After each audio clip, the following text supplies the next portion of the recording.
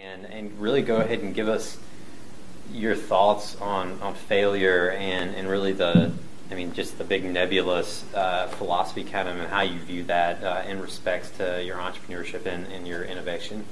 Sure. So the concept behind your podcast and blog, or whatever you want to call it, is one that's very familiar to me, and one I empathize with a great deal, because being someone who works in analytics and optimization, the notion that a failure is really just one more possibility that you ruled out in the set of possibilities is one that I very much identify with.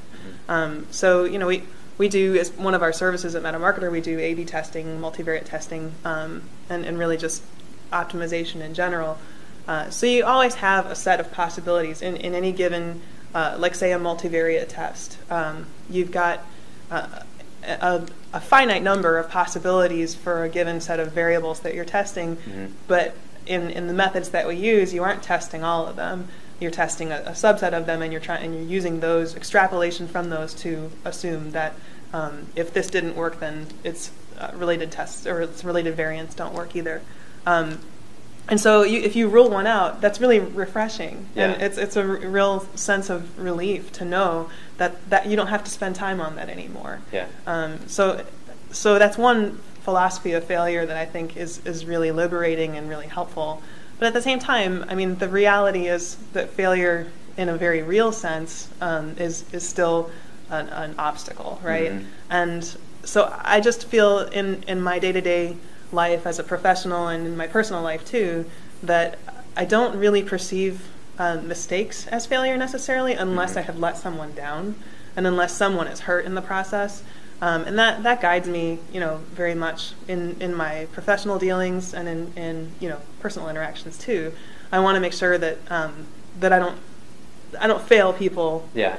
I don't fail people, right? So mm-hmm. failure as a transitive verb, not an intransitive verb. If I fail, that's okay. Okay. But if I fail someone or something, and I have in the process disappointed someone, then that is a problem to me, mm-hmm. and it causes me to evaluate. What did I do? And it's difficult. Mm-hmm. It's a difficult process at that point. Yeah, and that's a very real differentiator of that. Is this affecting me or someone else? Mm-hmm. And then, so even if you, I guess along those lines, if you were to have something occur that many would consider a failure, but mm-hmm. it's really only affecting you, would you still consider that a failure, or would you? It's almost like in your mind, where's that mistake failure line? Because you just said that you don't really; those are not the same things to you. At some level, it's semantics, and even if I consider it. Even if I might consider it a failure in a broader sense than just a mistake, or something like that, it's still not going to cause me to lose sleep unless I have in some way royally screwed up, and mm-hmm. I've lost everything or whatever, and that just I don't want to say that doesn't happen because well there's wood here, but I think it's particle board, so I don't think it would do much good to knock on, but.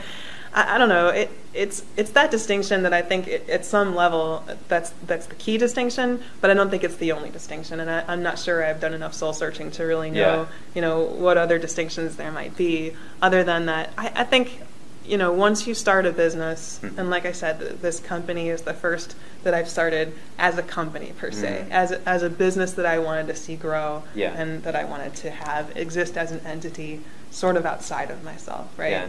Yeah. And that's a very different experience from being a consultant. It's a very different experience from being an employee, no matter how invested you are. And I think, there's a level of responsibility that comes with knowing that other people's, safety and livelihood and all of that is on the line based on your decisions. Yeah.